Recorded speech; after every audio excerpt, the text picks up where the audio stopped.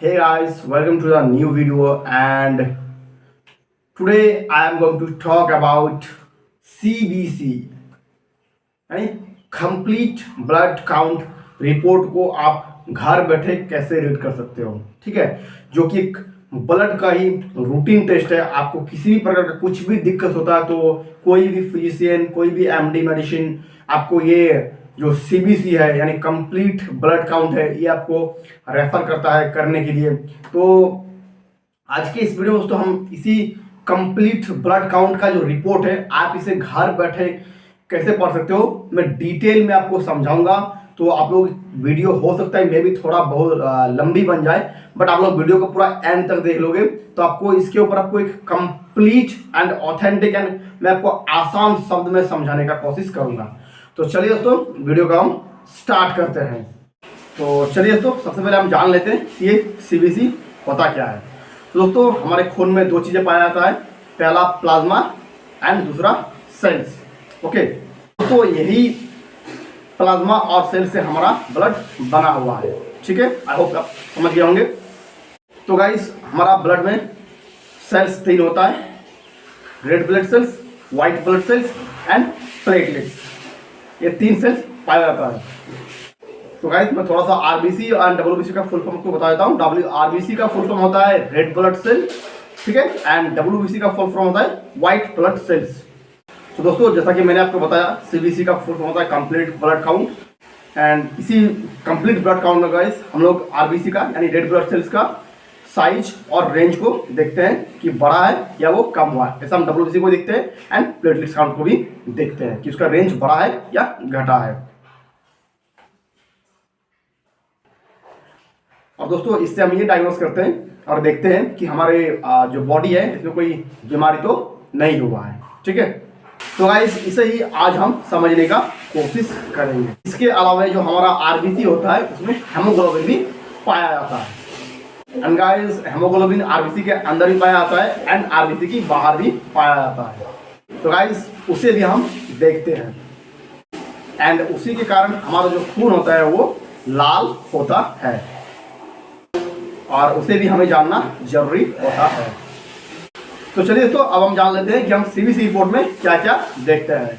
दोस्तों सबसे पहले हमारा तो गाइस आरबीसी की वैल्यू को देखते हैं, हेमोग्लोबिन देखते हैं, हेमाटोक्रीट देखते हैं, आरबीसी इंडेक्स देखते हैं, WBC count and differential count देखते हैं एंड प्लेटलेट काउंट को देखते हैं। तो चलिए दोस्तों सबसे पहले हम जान लेते हैं ये जो मैंने बताया। सबसे पहले हमने बताया जो आरबीसी यानी रेड ब्लड सेल को इसका क्या काम होता है। तो दोस्तों जैसा कि मैंने आपको बताया कि आरबीसी हमारे ब्लड में पाया जाता है और इसका काम होता है ऑक्सीजन को ब्लड में ट्रांसपोर्ट कराना। ओके फ्रेंड्स, और यही आरबीसी हमारा जो बॉडी में जो ऑक्सीजन है उसको एक स्थान से दूसरे स्थान तक लेके जाता है। ठीक है फ्रेंड्स, और हमारे बॉडी के अंदर जितने भी इंटरनल ऑर्गन्स हैं सभी को ब्लड सप्लाई करवाते हैं। तो दोस्तों हम आरबीसी में क्या देखते हैं, तो आरबीसी में हम देखते हैं कि 1 लीटर ब्लड में कितने आरबीसी है। इसके कुछ नॉर्मल वैल्यूज होते हैं जो मैं आपको आगे वीडियो में बताऊंगा, और वही वैल्यूज अगर ऊपर नीचे हो जाता है तो हमें कुछ प्रॉब्लम हो सकता है। तो हमें आगे एक एक करके मेंशन करूंगा, आप लोग वीडियो में बने रहें। तो चलिए उससे पहले हम जान लेते हैं कि हमारे ब्लड में कितने आरबीसी होते हैं। तो चलिए अब हम जानते हैं कि एक एडल्ट में आरबीसी का वैल्यू कितना होता है, एक चिल्ड्रन का कितना होता है एंड फीमेल का कितना होता है, मेल का कितना होता है, सारा मैं डिटेल में बताऊंगा। तो चलिए अब हम जानते हैं। दोस्तों एक जो एडल्ट होता है जो मेल होता है उसका जो आरबीसी का जो वैल्यू होता है 4.6 to 5.9 मिलियन, एंड जो वीमेन होता है जो फीमेल्स का जो वैल्यू होता है 4.2 to 5.4 मिलियन, एंड जो न्यू बॉर्न बेबी होता है उनका होता है 5.5 to 6 मिलियन, एंड जो चिल्ड्रन होता है उनका होता है 4.6 to 4.8 मिलियन। तो गाइस ये हो इसके कुछ आरबीसी का वैल्यूज। तो चलिए अब हम जान लेते हैं कि आरबीसी अगर घट जाए तो उसको क्या कहते हैं, और जो आरबीसी अगर बढ़ जाए तो उसको हम क्या कहते हैं मेडिकल टर्म में। और गाइस हमारे बॉडी में अगर आरबीसी बढ़ जाता है तो हम उसको कहते हैं पॉलीसाइथीमिया। ओके, ध्यान रहे आरबीसी अगर बढ़ जाते हैं तो उसको हम मेडिकल टर्म में कहते हैं पॉलीसाइथीमिया। ओके, आई होप कि आपको याद रहेगा। तो चलिए अब हम जानते हैं कि ऐसा कब होता है। तो दोस्तों ऐसा तब होता है जब हम किसी ऊंचे स्थान पर चढ़ते हैं या फिर हाई इंटेंस एक्टिविटी करते हैं या एक्सरसाइज करते हैं। उस समय गाइस ऑक्सीजन की कमी को पूरा करने के लिए हमारा आरबीसी बढ़ जाता है and that time that is normal. Okay, and जो ज़्यादा स्मोक करते हैं दोस्तों उनके अंदर में भी आरबीसी बढ़ सकता है। एंड चलिए दोस्तों अब हम जानते हैं कि ये जो आरबीसी जब कम हो जाता है तो उसको हम लोग क्या कहते हैं। दोस्तों जो आरबीसी जो कम होता है उसको हम लोग कहते हैं एनीमिया। तो चलिए अब हम जानते हैं कि ये एनीमिया क्यों और कब होता है। और दोस्तों अगर आप रिपोर्ट देखते हैं और अगर रिपोर्ट में अगर थोड़ा सा अगर कम बेसी होता है, जैसे 4.6 की जगह 4.5 है, 4.4 है, तो उसमें ज़्यादा कोई घबराने वाली बात नहीं है। वो थोड़ा बहुत ऊपर नीचे होता रहता है एंड वो लैब टू लैब भी वेरी करता है। ओके, सो वहाँ पे आपको ज़्यादा घबराने का जरूरत नहीं है। तो चलिए गाइस अब हम आगे बढ़ते हैं और वीडियो को बात करते हैं दूसरा नंबर पे हेमोग्लोबिन के बारे में। दोस्तों और ये जो हेमोग्लोबिन है और इसी की वजह से हमारा खून का रंग लाल होता है। और गाइस इसका भी कुछ नॉर्मल वैल्यूज होता है जो कि अब हम जान लेते हैं। दोस्तों इसका जो नॉर्मल वैल्यू होता है एक एडल्ट में यानी मेल में 13 to 18 ग्राम एंड फीमेल में होता है 12 to 16 ग्राम एंड चिल्ड्रन में होता है 14 से 17 ग्राम एंड जो न्यूबॉर्न बेबी होता है, जो नवजात शिशु है, उसका जो होता है 17 से 19 ग्राम। और दोस्तों ये जो वैल्यूज़ मैंने आपको बताया ये अगर किसी पेशेंट्स में तो अगर कम हो जाता है तो उसको हम लोग एनीमिया कहते हैं। ठीक है, और तीसरा है दोस्तों हेमाटोक्रीट। और ये दोस्तों जो हेमाटोक्रीट है ये आपको रिपोर्ट में शॉर्ट फॉर्म में HCT लिखा हुआ भी रह सकता है, जैसे कि आप इस रिपोर्ट में देख रहे हो। तो चलिए दोस्तों अब हम समझते हैं कि HCT का मतलब क्या होता है। दोस्तों ये RBC और ये HCT यानी हेमाटोक्रीट दोनों ही सेम है। दोस्तों जो आपका जो ब्लड का जो पॉट होता है, आपका जो टोटल जो ब्लड लिया आता है उसमें जो आरबीसी का जो वैल्यू होता है या आरबीसी का जो परसेंटेज होता है उसी को HCT कहते हैं। और गाइस ये जो हेमाटोक्रीट है जो HCT है इसका भी कुछ नॉर्मल वैल्यूज होता है। तो चलिए अब हम जानते हैं। दोस्तों इसका एडल्ट मेल में जो वैल्यू होता है नॉर्मल रेंज वो 45% होता है एंड फीमेल्स में जो इसका नॉर्मल रेंज होता है वो 35% होती है एंड चिल्ड्रन में जो इसका नॉर्मल रेंज होता है वो 25% होता है एंड जो न्यूबॉर्न बेबी में जो इसका रेंज होता है वो है 65%। इसके बाद दोस्तों हम देखते हैं रेड ब्लड सेल इंडेक्सेस।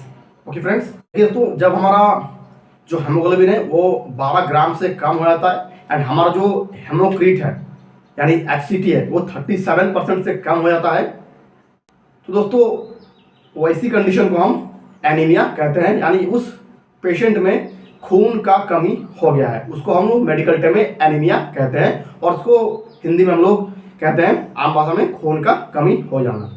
दोस्तों अब हम बात करते हैं MCV के बारे में। आपको रिपोर्ट में MCV लिखा हुआ भी दिखाई मिल सकता है। उसका फुल फॉर्म होता है गाइस मीन कार्पस्कुलर वॉल्यूम, ये होगा इसका फुल फॉर्म।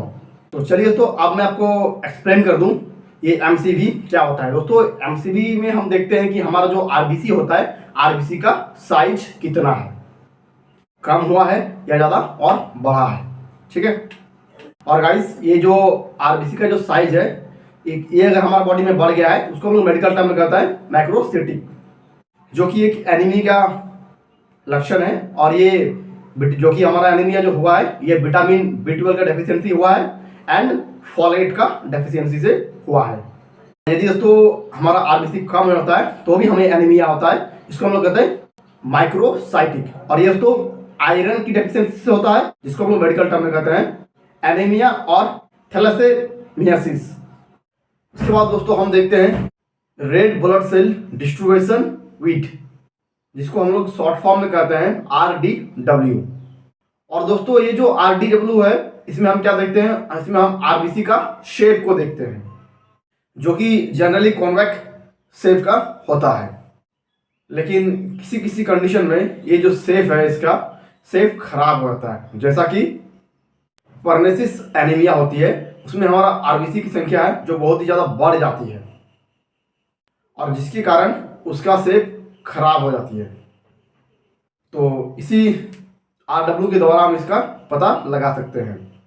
तो चलिए दोस्तों अब हम RBC देख चुके हैं और अब हम बात करेंगे WBC के बारे में यानी व्हाइट ब्लड सेल्स के बारे में।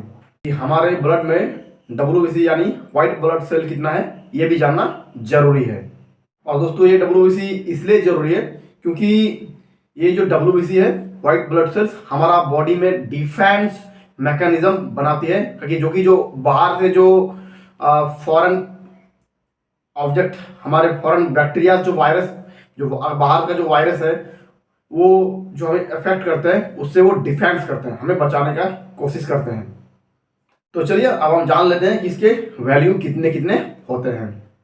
तो ये जो व्हाइट ब्लड सेल डिफरेंशियल है ये 5 तरह के होते हैं, वो मैं आपको एक एक करके बताता हूँ क्या क्या है।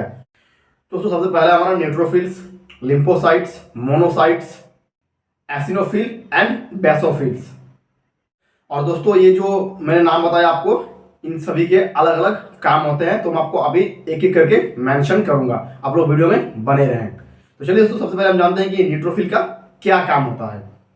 देखिए तो ये जो न्यूट्रोफिल्स है ये टोटल WBC का 70% होता है और इसका काम होता है बैक्टीरिया से लड़ना, बैक्टीरिया से फाइट करना। तो चलिए दोस्तों अब हम जान लेते हैं कि ये न्यूट्रोफिल्स कब बढ़ती है और कब घटती है। तो दोस्तों जिस कंडीशन में बैक्टीरिया का इन्फेक्शन हमारा बॉडी में होता है उस टाइम पे ये न्यूट्रोफिल की संख्या बढ़ जाती है, जिसको हम मेडिकल टर्म में कहते हैं न्यूट्रोफिलिया।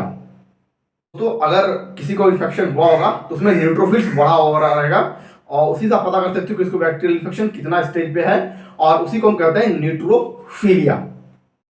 और इसके अलावा ये किसी कंडीशन में कम भी हो जाते हैं, जैसा कि हमें कोई अगर वायरल इन्फेक्शन होता है या ऑटो इम्यून डिजीज होता है तो दोस्तों इनकी संख्या कम हो जाती है।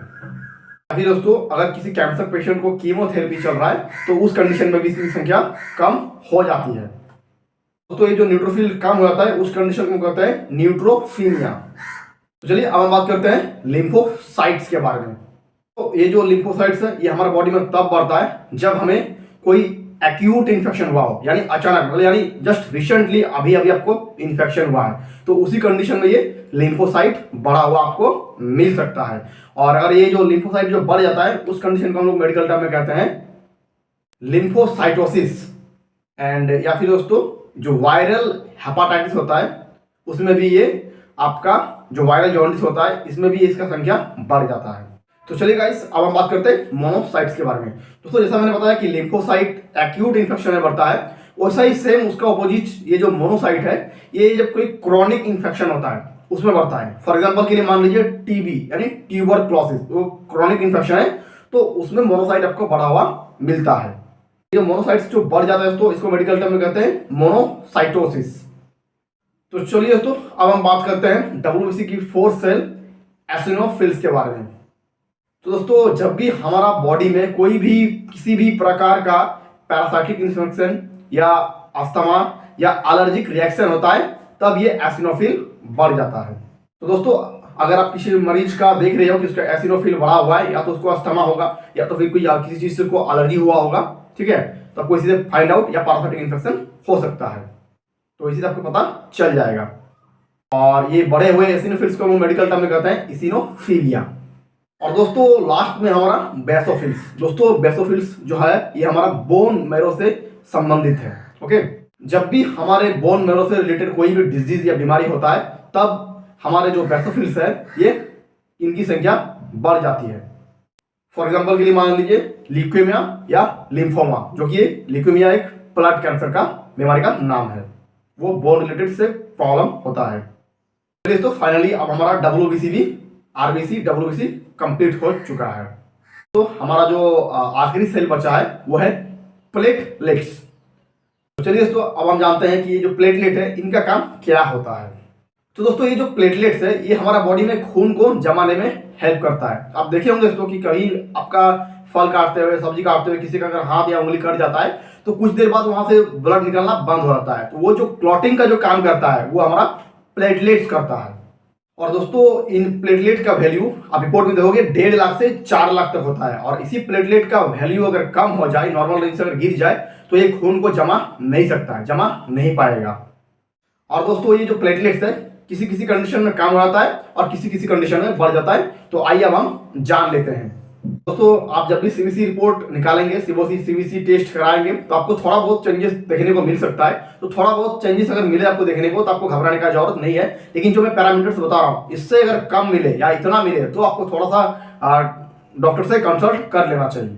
तो चलिए, तो अब हम जान लेते हैं क्रिटिकल लेवल्स ऑफ सीबीसी। आपके स्क्रीन पर आपको एक चार्ट दिखाई मिल रहा होगा, तो आप उस चार्ट के माध्यम से भी देख सकते हो। नंबर 1 पे है दोस्तों हेमोग्लोबिन। अगर किसी पेशेंट का हेमोग्लोबिन 5 ग्राम से कम हो जाता है एंड 20 ग्राम से ज्यादा हो जाता है, तो यहाँ पे आपको डॉक्टर से कंसल्ट कर लेनी चाहिए।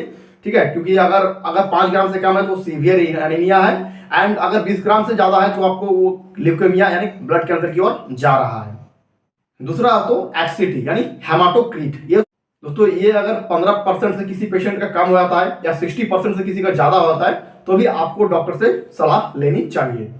दोस्तों थर्ड नंबर पे हम बात करते हैं डब्ल्यूबीसी के बारे में। दोस्तों डब्ल्यूबीसी भी अगर आपका